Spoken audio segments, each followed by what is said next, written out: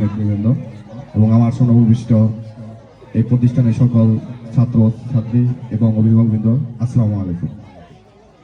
আজকের এই বার্ষিক ক্রীড়া প্রতিযোগিতা অনেক সুন্দর এবং সুশৃঙ্খলভাবে হয়েছে।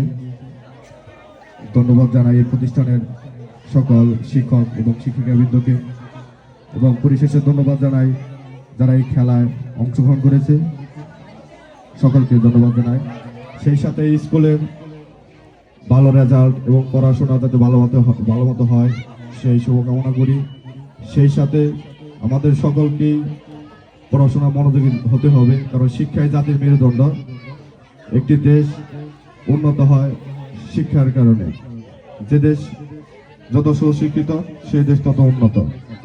এবং সকলকেই মাদক থেকে দূরে থাকার জন্য অনুরোধ জানিয়ে, পড়াশোনায় মন দেওয়ার জন্য অনুরোধ জানিয়ে আমার সংক্ষিপ্ত বক্তব্য এখানে শেষ করছি।